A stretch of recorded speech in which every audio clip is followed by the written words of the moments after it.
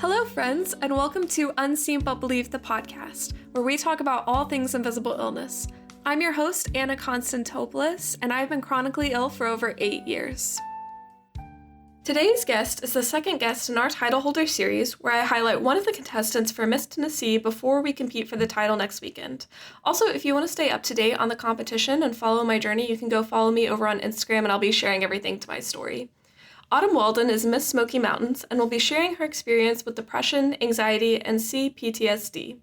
Her story of learning to cope with these issues through trauma counseling and medication is helpful for anyone struggling with these. Stay tuned to hear about Autumn's amazing story. Hi, Autumn. Thank you so much for joining the podcast. Hi, Anna. Thanks for having me. Yes, well, I'm really excited to hear you share a little bit about your mental health journey, and I was wondering if you could start by telling us when you first started experiencing some depression and anxiety.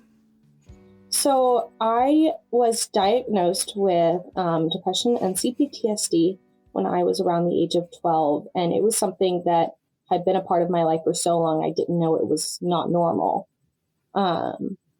I went through a very traumatic event which required me to be checked out by a specialist, and thank God it had, because it saved my life. Do you care to share about what that event was? Do you feel comfortable talking about that? So, without disclosing who it was for their safety, I was assaulted for 7 straight years by a family friend. So I went through a lot of trauma and mental struggles with that. And it created a place of fear. I lived in fear. I lived in anxiety.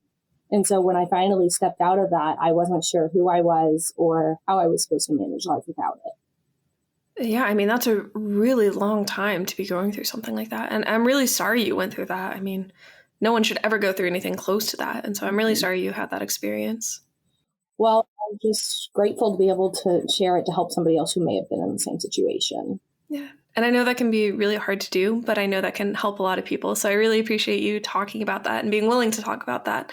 You mentioned CPTSD. Could you share a little bit about that and what that is? So traditionally, when people hear that, they think, oh, it's the same as PTSD, which is very common amongst veterans and people who have served in the military. But CPTSD in comparison to PTSD is, from what I understand it, an extended period of time in which you are going through the trauma responses. So PTSD is a limited time effect. You can see the end of it. You know that there's an end in sight. And that is the definition of PTSD. But CPTSD, you have no idea if or when it's going to ever end. So it's a prolonged response to trauma. And the C stands for chronic or complex? Yes. Okay. Complex. And so who was it that diagnosed that? I cannot remember her last name, but it was Rebecca Z. She worked with me at the Children's Sexual Assault Center here in Nashville, where I received therapy and trauma counseling. I'm very glad that she recommended those things when you were so young. Did you find those things to be helpful? I did. Getting my CPTSD diagnosis kind of gave me something to look at, to understand. I like to analyze things in my life. I need to understand what it is, how it affects me, and what I can do to help it. And so by giving me that diagnosis, she was able to narrow down her scope of practice to find what she should teach me to be able to handle my anxiety and my depression outside of her therapy room. And did you find that specifically trauma counseling was different than regular therapy? Yes. So I have had multiple family members who've gone through traditional therapy, and we tried doing traditional therapy after, and it was something that was just not that beneficial to me. So with trauma counseling, you are not focusing on the root of the problem. You know what the root of the problem is. You know what caused it. You know how it happened. You're focusing on what responses are you having? What triggers are affecting you? How can you manage those in your daily life? What can you change in your course of action next time to be able to manage your panic attack better? That's really interesting. I didn't know specifically how different that would be. What were some of the methods that you were taught that you found most helpful to be managing things like panic attacks and other symptoms? It was lists for me. So anybody who's ever seen me before one of my pageants, you'll see me going through lists in my head. I feel it's a calming effect. And she uses it as a grounding technique. There's multiple grounding techniques that she taught me. One's where it's the senses. So you're like, name 5 things you can hear, 4 things you can see, 3 things you can smell, 2 things you can touch. Like, And you go down and you break it down into a list. And so I like to go through, okay, I packed. Do I have my deodorant? Do I have my toothbrush? Do I have my toothpaste? My hairbrush? Should I pack a pillow? Did I pack my blanket? My charger? My laptop? Everything that's essential to me. And it just gets your mind out of that trauma response and gets you focused on something else. That's really clever. I never would have thought. I mean, personally, I just love making lists anyways, but I never thought to use that as like a grounding technique. That's really creative. Did you find that specifically helped anxiety rather than depression? Yes, it did. So my anxiety was not really chronic as my depression was. I got more bursts of anxiety when I was put into stressful or tense situations. And so perfect for pageants. Yes. So like those grounding techniques not only got me through my anxiety and my panic attacks, but they become things I can lean on when I need to ground myself. Maybe I'm getting a little overwhelmed. Maybe I'm tired. Am I hungry? Kind of figuring out what it is, focusing in on it and what I can do. And as a local title holder, we all know that pageants can be very stressful situations. You're going on stage and you're being very honest. And for anyone who doesn't know, Autumn does spoken word in which she speaks about some of her experiences. And so how has that experience been while dealing with anxiety and depression? Has it helped? Has it made it worse? What has that been like? So when we focus specifically on my depression and therapy, one of the greatest tools that was provided with me was writing. But not writing like you would journal. Like today I woke up at 7:59 a.m. and then I went and brushed my teeth. It's more of just jotting down your feelings as they come into your head. And then you can, after you write them all down, you can scramble and figure out what makes sense. And so I've been doing that for years now. That's how I've managed my depression. And when I started competing in pageants, I felt that I didn't really have any performative talents. When in reality, I did. It was just something I didn't see as a performative talent. It was my words, my experiences, and my feelings, and being able to portray those and have the audience and the judges kind of touch with me on a level that they may not see on the stage otherwise is just a part of my soul that I cannot get rid of. Yeah, it's amazing. And it's so nice to have, different talents and to show people that you don't have to be like just a singer or just a dancer in order to compete. You can do things like spoken word, things that you've already been doing throughout your life. And so I love that you're doing that. What inspired you to start competing? I, as a kid, would secretly watch the Miss America competition on my little television. Well, okay, I was up later than I should have been. It came on after my bedtime. So I would secretly watch it. And I didn't see myself on that stage out of anxiety and the situation I was living in with the abuse. It was just something that felt out of reach. And when I started competing, I had been out of that situation for almost 6 or 7 years now. And so it kind of felt like taking back what I thought I had lost, being able to go after the dreams that I as a child buried. And it grew into not only just me chasing my dreams, but it became my lifestyle. It became a part of who I am as a person. That's amazing. I had no idea that was the motivation behind that. And that's amazing that you've been able to fulfill that childhood dream. I mean, you got the crown and the sash. That's awesome. So was Miss Kingsport your first competition? No. So I had competed. I was hoping I could have been there for the first one, but. No. But you were there for a pivotal moment. So I had started competing in the 22 season, and I competed and I got first runner-up at Miss Johnson City that year. And I had a platform about mental health, and it was something I was passionate about, but it felt like if I left it, it would still be in good hands. It would still be completely taken care of. It wouldn't be lacking if I wasn't there. And so I sat down after Miss Kingsport in Sullivan County, and I was like, I don't feel like I'm in it anymore. My heart is no longer in it. And I sat down with my mom and I was like, I don't know what to do. I don't feel as connected to my platform as I see some of these girls are, like you or Maddie. I feel like I wasn't as connected. And she was like, what about distracted driving? Because when she was 5 months pregnant with me, she was hit head on by a distracted driver in an accident that should have taken both of our lives. And it was something that had been such a part of my life that it didn't even occur to me it could be a platform. I had already been an advocate for safe driving. I already I was already promoting Tennessee Highway Safety Office, TDOT. That's something that was in my daily life, didn't even occur to me. So you were that pivotal moment of something needs to change. My heart needs to be more in this. And I found it. That's amazing, because I've only associated you with the distracted driving one. I didn't even know Mhm. that that wasn't your platform at Miss Kingsport. Sorry, Community Service Initiative. I keep saying platform. It's I been do like too. 3 years. Like, it's so bad. But I had no idea that that wasn't, because it just seems such like an integral part of you. And I thought it's just something you've been working on for years already, which, I mean, in a way you kind of had, just not with the title of it. So I'm so Mhm. glad I was able to like push you towards that more, because it's definitely like an important thing to advocate for. Mhm. And honestly, something I've never really heard people advocate for. So do you want to talk maybe a little bit more about that and the work you're doing through it? Yeah. So when my mom was 5 months pregnant, she did get hit in that accident. And it's a long story. They called for a life flight ambulance. The life flight wouldn't make it there in time. The ambulance was like, we got to go.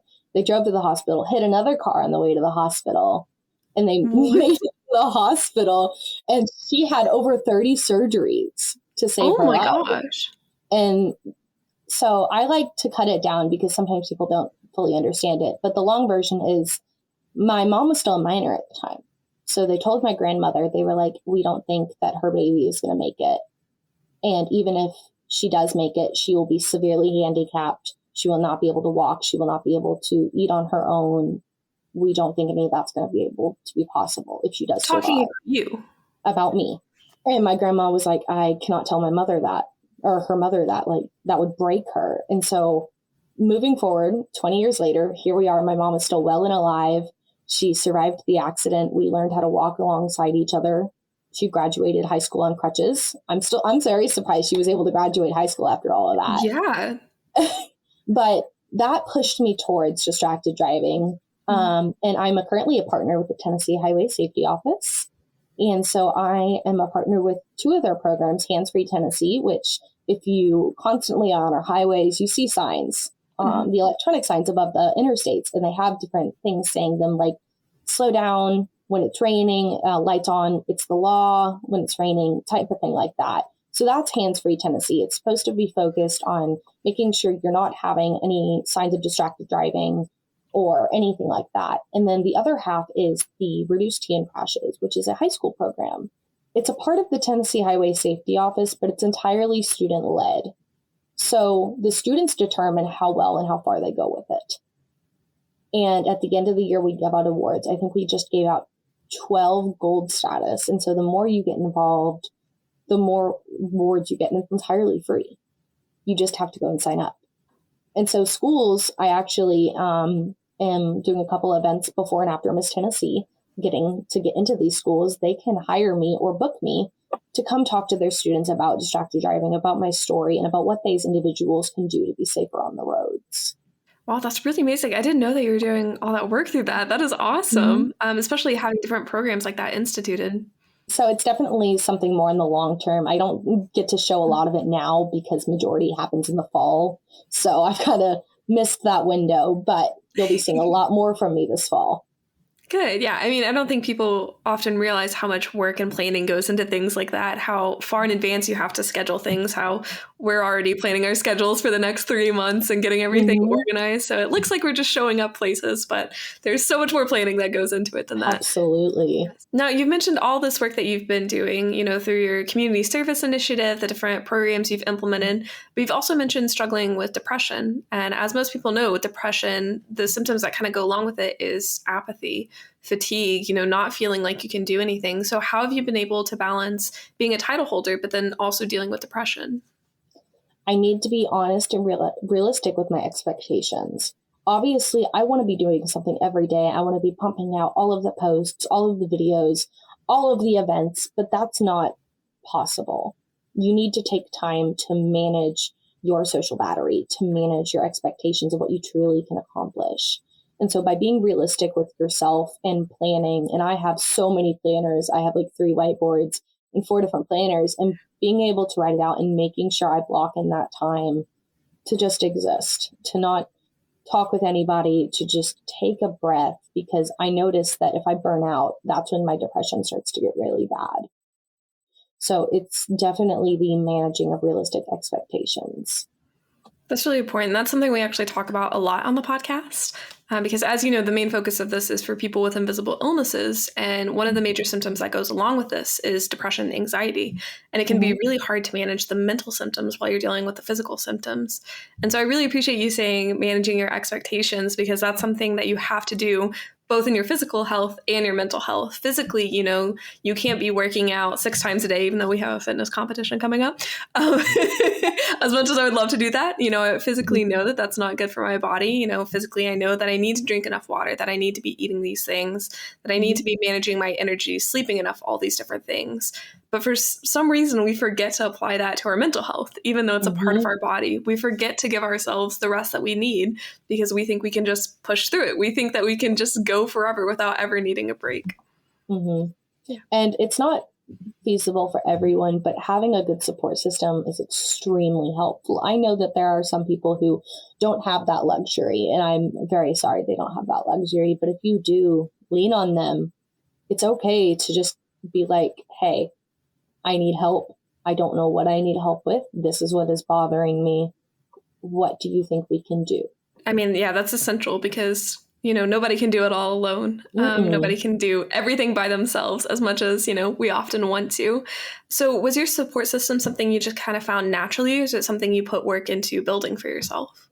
A little bit of both. Majority of my support system is my immediate family. So obviously that's a little natural, but then I've created my support system, especially through the Miss Miracle organization. I've become extremely close with some of my sisters and non-immediate sisters. So my sister Queen, Miss Gatlinburg, her and I talk almost every day. And then Autumn, Joe, and Deanna and I, we're very close. We're the little 3 musketeers. And so we're texting all the time, talking all the time. Autumn and Joe and I constantly meet up and we're like, hey, do you want to go to the gym? Do you want to stop for coffee? Or we just be like, hey, I need 20 minutes to chat. That's amazing. I mean, yeah, I think people often forget that, part of being in the Miss Miracle organization is the sisterhood and having that support system. But you mentioned before that you've started medication for your anxiety and depression. Do you care to share a little bit about that, whether it's been beneficial and what it was like going through that process? So my journey with medication started actually after I finished therapy. So I graduated from trauma therapy when I was in 8th grade. And then I was very lucky to go through 3 of the 4 years of my high school experience very unbothered by my depression or anxiety. It obviously was still there. It existed and it still hit me when it needed to. But I was very grateful to not depend on therapy or medication during that time. But my senior year, I started to feel very sluggish. I couldn't keep up. My brain was kind of fogged over. And I sat down and I was like, I don't know what's going on. I sat with my doctor. I was like, I don't know what's going on. And she was like, I think that's your depression. And so we discussed options for medication because my mom had been on medication before. I understood what it was and the effects it can have. And so she was like, are you ready? And I was like, I think that's the next step. So I started with a very low dose. And then I was on that for a couple months. And I was like, I don't feel like this is doing anything. And so we slowly went up. And I was really great for a while. And I think we went to 25 milligrams. And then we paired it with an anxiety medication. But pairing it with an anxiety medication didn't turn out so great. So we went to a different medication. Did you experience like a lot of side effects with it? I did. I experienced fatigue the most.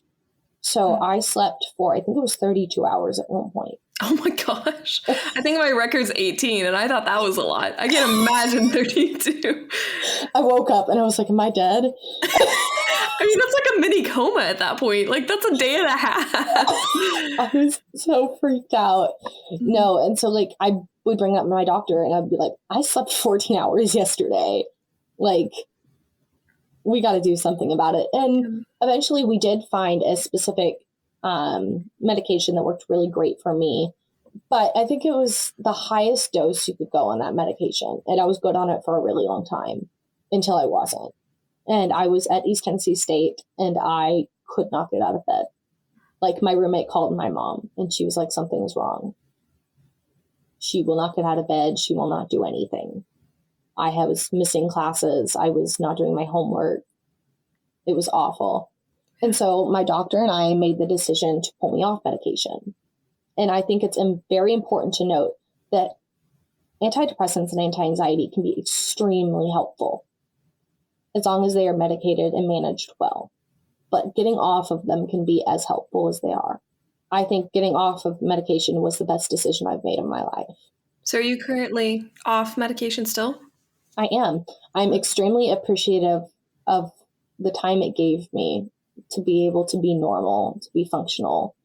But I'm also appreciative of the fact that my doctors were able to recognize that maybe it was time to pull me off. That's really good that your doctors were so understanding of that and, keeping a watchful eye on you and making sure that that was a good process for you. Mm-hmm.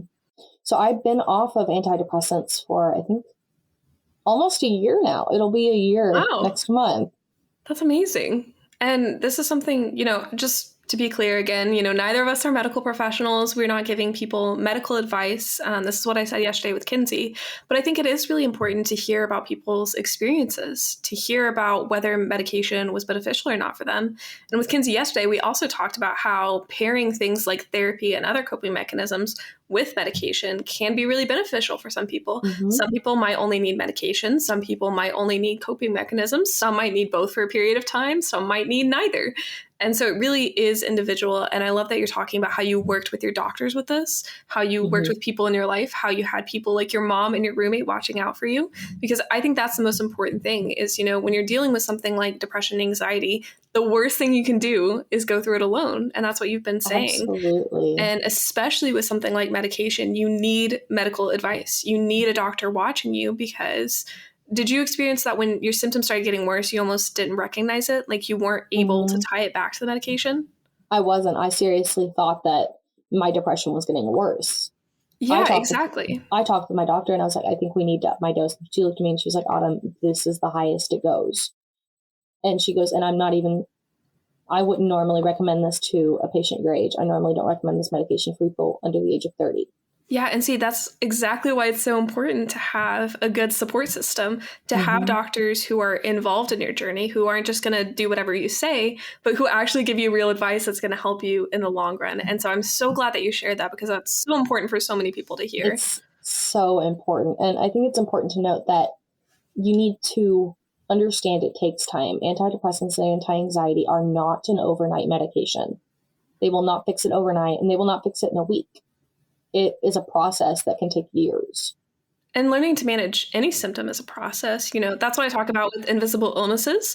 Everyone's illness is different. We all have different symptoms, and the way we manage them are going to be different. Some people have different medications they take for illnesses. They do physical therapy, all these things, but it's going to vary from person to person. It might even vary during your life. And it's the same thing with mental health. You might need something for a period of time, which it sounds like you did, but now you don't need them anymore. And honestly, you're thriving. You're killing the game. For a whole year, that's amazing. And you just seem so joyful. Like, that's just really amazing, especially considering everything you've been through. So that's why I want to reiterate again how it is a process. It will take time. And just because something doesn't work right away doesn't mean that you're not going to find something that works for you. I think it's important just knowing that just because it's not physical, it's still there. My symptoms were not always shown through the outside. You could have seen me in class and not known what I was going through. But I am so grateful that the people around me were able to see the inside because it saved my life. That's really powerful. Since your doctors were so helpful, were there doctors that you had seen for a long time, or were there relatively new doctors? Like, what was that like? I was extremely lucky. I had been going to the same doctor since I was about 14. And so she was also a family friend. So she knew my story. She'd known what I had gone through. She'd known my relationship with trauma therapy and my coping mechanism. She understood who I was and what I was going through. And so that is something that I was extremely grateful for. And not everyone has that luxury because I've been to other doctors for other reasons that were not as kind or nice or understanding. Yeah, that's something that I've dealt with too, unfortunately. And honestly, most of the people I've spoken to that have dealt with either physical health issues or mental health issues have had that same experience where they either went to a therapist at first who wasn't helpful or a doctor at first who wasn't helpful. I know it took me several doctors until I found a really good primary care doctor. Shout out to Dr. Jim, who has been working with my entire family for, I don't even know how many years at this point, at least 5, but a very long time. And I think having, that kind of good relationship with your doctor is also really important because they know you, they know your symptoms. They know, okay, if Autumn's suddenly not getting out of bed, something's not right. This isn't usual for her. Yes. And I think that's really important too. And so I noticed the thing that noticed my depression was getting really bad when I was a senior in high school was I was no longer wanting to do the things I wanted to do. And I know that's very easy to say. And when people talk about depression, it's one of the things they talk about, and it's kind of like annoying to hear, but it's true. I'm somebody who's been sewing since I was 8 years old. And one day I looked at my mom and I was like, I'm thinking about selling my sewing machine. And she looked at me and she goes, what's wrong with you? And I was like, I don't know. I haven't wanted to touch it in months. It's been in the back of my closet collecting dust. Why don't I just sell it? And she was like, that's not like you at all. And so being able to acknowledge and recognize the changes in your behavior, not short term, but long term, that is what's going to be a significant factor with depression. Yeah, that's really important to note too, because I think people often look at the short term with that kind of thing. And I think it's easy too when it's yourself to feel like what you're experiencing now is what you've always experienced or what you always will experience. And it's hard to notice those patterns in yourself. So again, it goes back to having that support system, people who can go, hang on a second. Autumn likes to sew. What's going on here? This is weird for her. So I really like that you're emphasizing, finding that support system, even if you don't have it built in naturally, to build it for yourself, both with family and friends, but also with the medical team, whether that's, a therapist, a counselor, a primary care doctor, a psychiatrist, whatever it might be. And I do want to, I know I keep saying I want to stress the importance, but it's because there's a lot of things I want people to hear. I want them to know.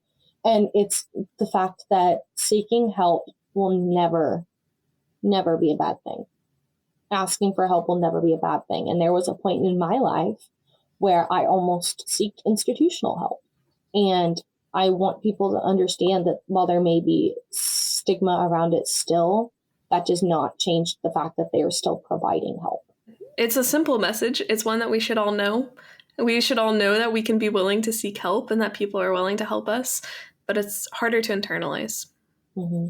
Well, if you could go back to when you first started experiencing, depression and anxiety, what would you tell yourself? Who you are now is not who you will always be. Your dreams will change. Your life will change. Your home, your world, your body, everything will change. But who you are on the inside will not. Who you want to be in the end is what is important.